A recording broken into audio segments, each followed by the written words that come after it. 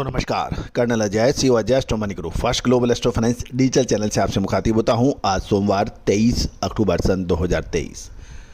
दोस्तों Ajay astro money group संभवतः पहला चैनल है जो 42 कमोडिटीज 5 मार्केट पर लगातार अपडेट और विश्लेषण आप तक पहुंचाते हैं। दोस्तों हम वर्तमान ही नहीं भविष्य का भी करते हैं सटीक आकलन।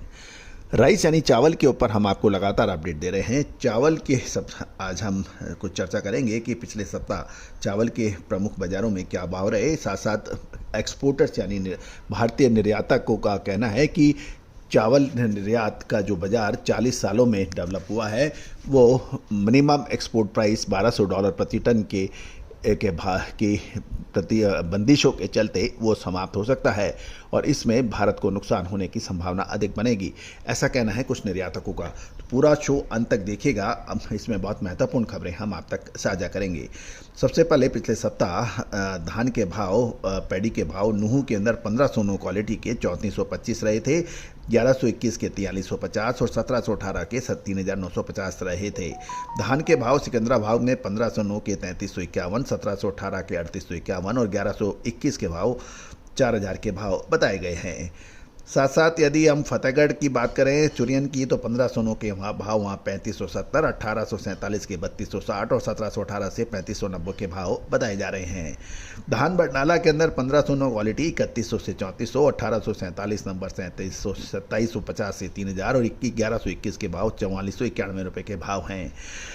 खबर निकल के आ रही है कि बासमती प्रजाति के धान की आपूर्ति हरियाणा, पंजाब, पश्चिमी उत्तर प्रदेश की मंडियों में अधिक होने लगी है और धान में नमी व हरा दाना ज़्यादा आने से भाव 1509 धान के भाव 2900 से 3300 रुपये प्रति क्विंटल मंडियों में बिकने के समाचार हैं। सेला चावल राइस मिलों में उत्पादन बढ़ने लग रहा है जिससे इसके भाव 6400 से 6600 रुपये रह गए हैं। अधिकतर राइस मिलें स्टीम चावल ही बना रही है क्योंकि नमी वाली धान की प्रोसेसिंग स्टीम से होती है और अन्य तैयार मालों में अभी प्रेशर नहीं है। फिलहाल बाजार में टुकड़ा व मोगरा क्वालिटी के बाजार में इजाफा हो रहा है क्योंकि इस बार शरबती धान का टुकड़ा ज़्यादा निकल रहा है। अब जानिए एक्सपोर्टर्स क्या कहते हैं।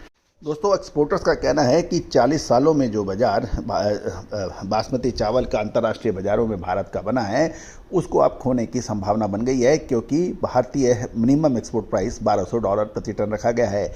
भारतीय बासमती जब $300 के प्रीमियम पे है क्योंकि पाकिस्तानी बासमती के दाम 850 से $900 प्रति टन पर उपलब्ध है। साथ साथ पिछले साल भी पाकिस्तान में भारी फसल चावल की हुई थी।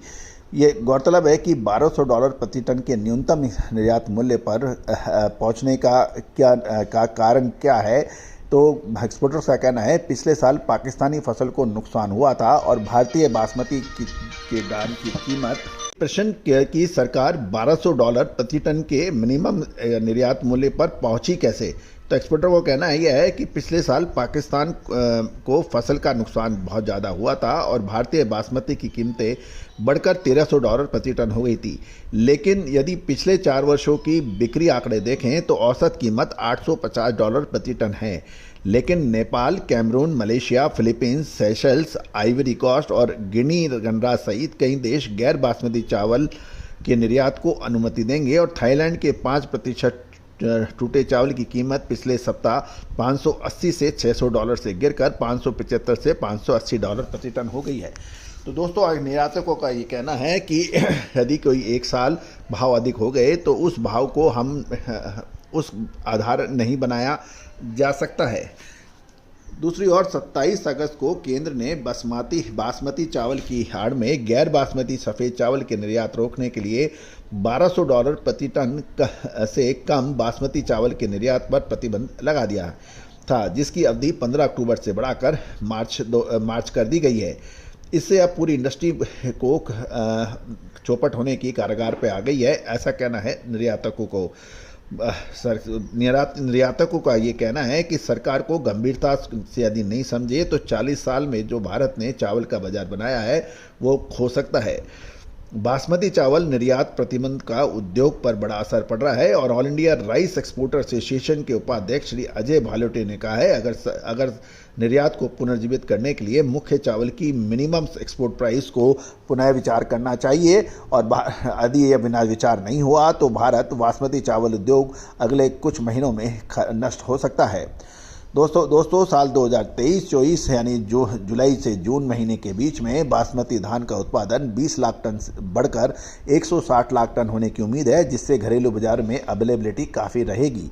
ये भी सोचने वाली बात है कि $1200 प्रति टन से नए ऑर्डर नहीं मिल रहे हैं और सितंबर में बासमती चावल के निर्यात के लिए भारतीय बैंकों को मिलने वाली जो लेटर ऑफ क्रेडिट है LOC, वो पिछले साल की तुलना में केवल 10% होगी। दोस्तों ये तो अब एक महत्वपूर्ण प्रश्न जरूर है कि इस चावल के निर्यात पे यानी मिनिमम एक्सपोर्ट प्राइस जारी रही, जिसके बीच में काफ़ी हड़तालें और काफ़ी रिप्रेजेंटेशन भी हुए, लेकिन अभी तक कोई समाचार नहीं है। लेकिन हमें उम्मीद है कि आने वाले कुछ समय में कुछ निर्णायक फैसला हो सकेगा।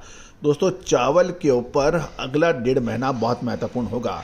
क्या चावल में तेजी आएगी या मंदी, इसकी विशेष रिपोर्ट के लिए संपर्क करें। दोस्तों, ग्रेन्स में चाहे वो गेहूं हो, मक्का हो, बाजरा हो, चावल हो या फिर दलहन यानी और तिलहन, इस पर हमारा अग्रिम विश्लेषण सही साबित हुआ है। All the very best, good luck, happy trading.